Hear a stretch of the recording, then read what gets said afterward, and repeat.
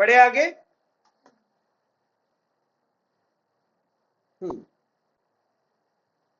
I hope last class में मैंने आप लोगों को यहां तक समझाया था कि एलसिफ लैडर किस चीज के लिए यूज होता है, मल्टीपल अवेलेबल ऑप्शन में से किसी एक चीज को सिलेक्ट करने के लिए। लेकिन सिलेक्शन क्राइटेरिया किसके ऊपर डिपेंड करेगा, कंडीशन के ऊपर। किसके ऊपर, कंडीशन के ऊपर। Now we are going to learn about switch. Switch समझने से पहले आप लोगों ने समझना है लुकअप टेबल के बारे में। We are going to learn about lookup table. Lookup table, lookup table is the electronics वाला concept. अगर आप में से कोई इलेक्ट्रॉनिक्स इंजीनियरिंग पढ़ रहा है, then he or she might be know what is lookup table. लेकिन अगर नहीं भी पता है तो भी समझ में आ जाएगा। लुकअप टेबल मतलब एक ऐसा टेबल जिसके अंदर all possible questions and all possible answers present होते हैं। व्हाट इज लुकअप टेबल, एक ऐसा टेबल जिसके अंदर all possible questions and all possible answers, ये दोनों चीजें जिस टेबल के अंदर होती है उस टेबल को कहा जाता है लुकअप टेबल। कितने हो गए, 4 5 6 7,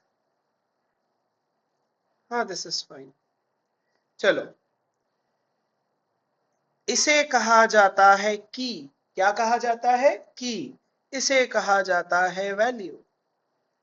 क्वेश्चन को कहा जाता है की एंड क्वेश्चन के आंसर को कहा जाता है वैल्यू। बस याद रखो, 1 2 3 4 5 6 7,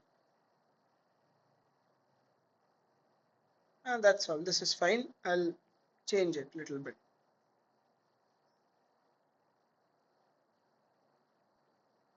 Yes. And now we are going to learn about how this lookup table works. Electronics में इस टेबल को कहा जाता है लुकअप टेबल। लुकअप टेबल को लिखा जाता है कुछ इस प्रकार से, LUT, लूट, लुकअप टेबल।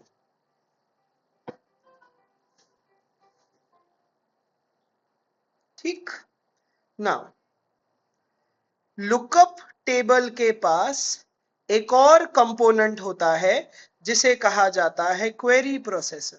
क्या कहा जाता है, query processor.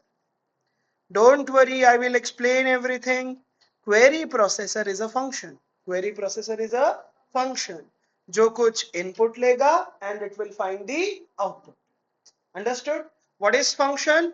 Function is a machine जो एक साइड से इनपुट लेगा एंड दूसरे साइड से आउटपुट प्रोड्यूस करेगा। That is nothing but function. In mathematics function is a machine जो एक साइड से इनपुट लेगा एंड दूसरे साइड से आउटपुट प्रोड्यूस करेगा।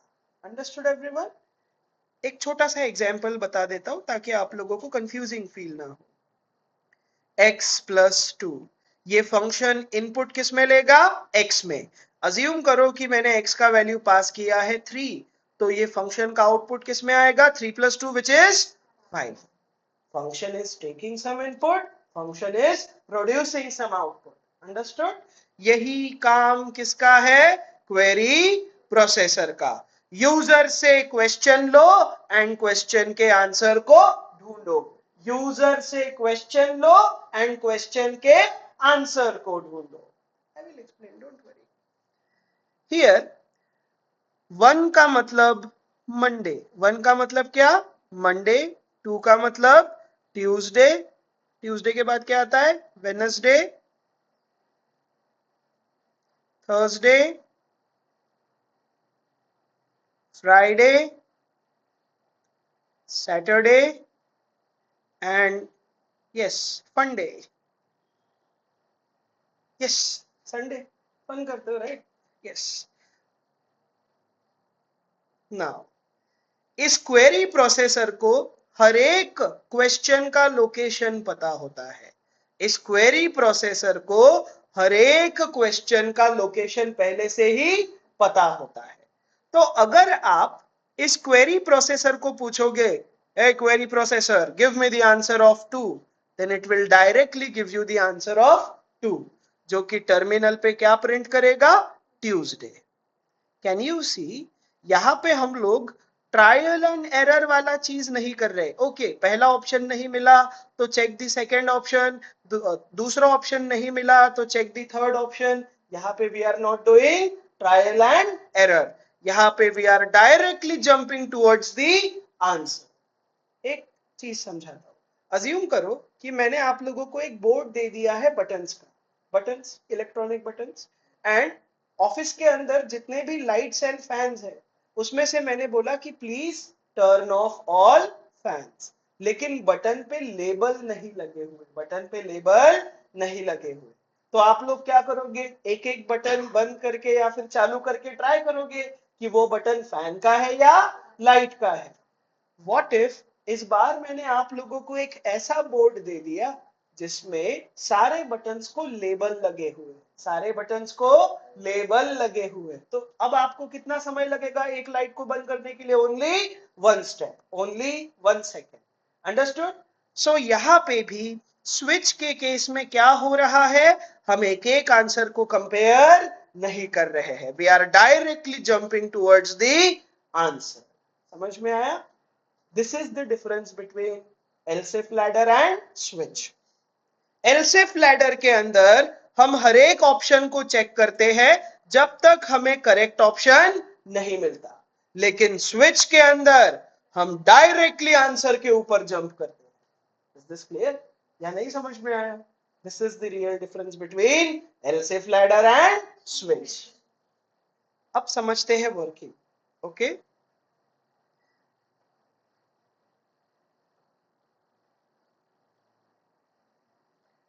प्लीज ऑब्जर्व, स्विच स्टेटमेंट समझने के लिए आप लोगों को समझ में आना चाहिए क्वेरी प्रोसेसर, क्वेरी प्रोसेसर के बाद lookup table, and lookup table के बाद आउटपुट। बस इतना समझ में आना चाहिए। How many things we have here? 3 things, query processor, lookup table and output. Query processor को यूजर क्वेश्चन पूछेगा, क्वेरी प्रोसेसर को यूजर क्या पूछेगा? क्वेश्चन। यूजर ने पूछा, a query processor give me the answer of 6, तो क्वेरी प्रोसेसर डायरेक्टली कहां jump करेगा? क्वेश्चन नंबर 6 पे, and it will directly give the answer as Saturday. Saturday के बाद हमें नीचे वाले सेक्शन में जाना है या बाहर निकलना है? बाहर निकलना है। इस मैकेनिज्म को कहा जाता है ब्रेकिंग मैकेनिज्म। इस मैकेनिज्म को क्या कहा जाता है? Breaking mechanism. किसी पीस ऑफ कोड से जंप करना या फिर बाहर निकलना is nothing but breaking mechanism. अगर ये ब्रेकिंग मैकेनिज्म नहीं है तो नीचे वाला भी आंसर एग्जीक्यूट होगा। तो हमारे टेबल के अंदर हर एक आंसर के बाद हमें टेबल के बाहर निकलना है, हमें हमेशा टेबल के बाहर निकलना है। ये समझ में आया आप लोगों को? और अगर नहीं निकलेंगे तो क्या होगा? You will jump to next answer, you will jump to next answer. Now ready? Again user query processor को आंसर पूछेगा 4। ओके, क्वेरी प्रोसेसर इस 4 वैल्यू को एक्सेप्ट करेगा and it will directly jump to which answer? Question number 4 का answer. It will produce the output as Thursday, and ये simply table के बाहर आ जाएगा। ये समझ में आया? नाउ व्हाट इफ यूजर ने पास किया 14, क्वेरी प्रोसेसर ने 14 को एक्सेप्ट तो किया, लेकिन क्या यहाँ पे कोई ऐसा क्वेश्चन है जिसका नाम 14 है, जिसका वैल्यू 14 है? इस केस में हमारे टेबल के अंदर एक कॉमन आंसर रहेगा। क्या रहेगा? Common answer, not valid day. जब यूजर एक ऐसा क्वेश्चन पूछेगा जो हमारे टेबल के अंदर प्रेजेंट नहीं है, तो उस क्वेश्चन को हैंडल करने के लिए हमारे टेबल के अंदर एक कॉमन आंसर रहेगा। क्या रहेगा? एक कॉमन आंसर, जो कि बोलेगा नॉट अ वैलिड। समझ में आया आप लोगों को? इस आंसर को कहा जाता है डिफॉल्ट आंसर। क्या कहा जाता है? Default answer. अलग अलग प्रोग्रामिंग लैंग्वेजेस में की को कहा जाता है केस, एंड वैल्यू को लोग वैल्यू ही रेफर करते हैं। केस का मतलब अगेन क्या? की। व्हाट इज की? क्वेश्चन। व्हाट इज की? Question. Now let me summarize everything. When we have multiple available options, when we have multiple available options, लेकिन मल्टीपल अवेलेबल ऑप्शन में से जब हमें किसी एक चीज को सिलेक्ट करके एग्जीक्यूट करना है, एंड सिलेक्शन क्राइटेरिया कंडीशन के ऊपर डिपेंड नहीं करता, तब आप लोग यूज करेंगे स्विच। कंडीशन का मतलब क्या? greater than, less than, not equals to. Are we using this here? No, we are just having simple values. Understood? तो स्विच कब यूज करना चाहिए? जब हमें all possible questions and all possible answers पहले से पता हो, तब हम लोग यूज करेंगे स्विच। समझ में आया आप लोगों को? यहां पे टेम्परेचर का वैल्यू 45, 46, 47 भी हो सकता है। इनपुट किस में आ रहा है? रेंज में। लेकिन यहां पे हमें इनपुट के वैल्यूज पहले से पता है। यहां पे हमें इनपुट के वैल्यूज पहले से पता है। So when we should use a switch selection statement, when number of inputs and number of answers or outputs are already known, then we will use switch selection statement. इसे कहा जाता है case, इसे कहा जाता है वैल्यू, एंड हर एक answer को एग्जीक्यूट करने के बाद हमें टेबल के बाहर आना है, एंड इस मैकेनिज्म को कहा जाता है ब्रेकिंग मैकेनिज्म। समझ में आया आप लोगों को? अलग अलग प्रोग्रामिंग लैंग्वेजेस में क्वेरी प्रोसेसर को अलग अलग नाम होते हैं। जावा के अंदर इस क्वेरी प्रोसेसर को कहा जाता है switch. Now we are ready to write switch वाला कोड। Ready guys? चलो, here I am creating one variable. Variable का मैंने नाम रखा है day. What is the name of my variable? Day. इस डे के अंदर मैं क्वेश्चन को स्टोर करूंगा। इस डे के अंदर I will store the question. Assume करो कि क्वेश्चन का वैल्यू है 3। ओ, एक वीक के अंदर कितने डेज होते हैं? 7। Number of questions are already known, number of answers are already known, and that is the reason we should use switch. Java के अंदर स्विच को लिखने के लिए यूज होता है switch keyword. Which keyword? Switch. And switch के बाद हमें पास करना होता है क्वेश्चन। क्या पास करना होता है? Question. And then we will create this table, and now we will be creating this table. इस टेबल के अंदर कितनी चीजें हैं? 2, केस एंड केस का वैल्यू। केस एंड केस का वैल्यू। केस लिखने के लिए यूज होता है case keyword. Which keyword? Case. And case के बाद हमें देना होता है क्वेश्चन का नाम। What is my question? Question number 1। And colon के बाद मैं लिखूंगा क्वेश्चन का answer. System dot out dot println Monday. ओ, हर बार आंसर को एग्जीक्यूट करने के बाद हमें टेबल के बाहर आना है, and this mechanism is nothing but break mechanism. Breaking mechanism को अचीव करने के लिए यूज होता है ब्रेक कीवर्ड। जब यूजर पूछेगा give me the answer of 1, तो डायरेक्टली कौन से क्वेश्चन का आंसर एग्जीक्यूट होगा? क्वेश्चन नंबर 1 का, जो कि टर्मिनल पे पहले प्रिंट करेगा मंडे, एंड जैसे ही सेकेंड लाइन पे आएगा तो यहाँ पे क्या दिखेगा? ब्रेक, विच मीन्स टेबल के बाहर आ। आई होप पुराना वाला स्टोरी हेल्प कर रहा है समझने के लिए। ETC rocks. Now what is the next thing? हम लोगों ने क्वेश्चन एंड क्वेश्चन का आंसर लिख दिया। Now the next question and next answer. Again question लिखने के लिए which keyword is used? Case. What is the value of my question? 2। And now colon के बाद I will write my answer, and then come out of the table. किसी भी piece of code से बाहर आने के लिए यूज होता है ब्रेक। समझ में आया आप लोगों को? आई होप ये समझ में आया। एंड आप लोग 7 तक लिख पाएंगे।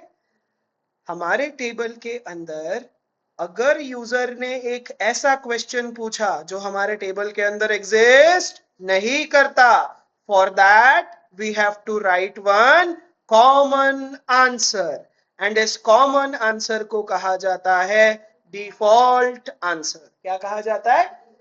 And for creating default answer in Java, default keyword is used. कितना आसान है। कोलन के बाद कॉमन आंसर, कोलन के बाद कॉमन आंसर। system.out.println, system.out.println अगर क्वेश्चन 1 भी नहीं है, 2 भी नहीं है, 3 नहीं है, 4 5 6 7 नहीं है, तो क्या ये एक वैलिड वीकडे नंबर है? नो। एक वीक के अंदर कितने डेज होते हैं? 7।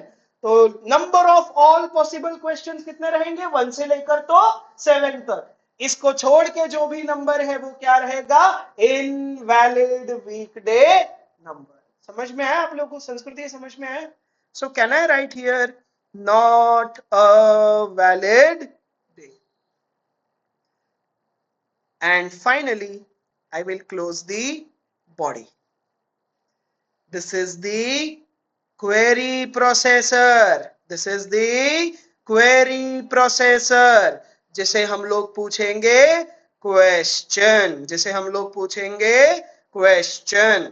क्वेश्चन पूछने के बाद ये डायरेक्टली कहाँ जंप करेगा? क्वेश्चन एंड आंसर पे। आंसर को एग्जीक्यूट करने के बाद हमें क्या करना है? बाहर आना है। बाहर आने के लिए यूज होता है ब्रेक कीवर्ड। आई होप पूरा स्टोरी समझ में आया अच्छे से। Now I will write the program and then आप लोग लिखेंगे। चलिए, let me open my IntelliJ IDE and we will start. है ना बढ़िया स्विच? कभी सोचा था ऐसा भी होता है? मेरे को भी लगा था कि ऐसा नहीं होता है, but yes, this is how internally it happens. आप लोगों ने जावास्क्रिप्ट के अंदर ऑब्जेक्ट पढ़ा होगा, की वैल्यू पेयर, ये वही है, लुकअप टेबल्स, है ना बढ़िया। आगे चल के मैं आप लोगों को हैश मैप जैसी चीजें पढ़ाऊंगा, जहां पे डेटा एट द एंड की वैल्यू पेयर के फॉर्म में स्टोर होगा। ये हम लोग लिखेंगे theory and all, but let me write the code first. Example number 3, and yes, let's write. यहां पे मैं एक वेरिएबल क्रिएट कर रहा हूं। वेरिएबल का नाम रखा है मैंने डे। स्विच लिखने के लिए which keyword is used? Switch. Switch के बाद हमें क्या पास करना पड़ेगा? Question, and this is the body of my table. ये करली ब्रैकेट मतलब क्या है? मेरा टेबल। इस टेबल के अंदर कितनी चीजें रहेगी?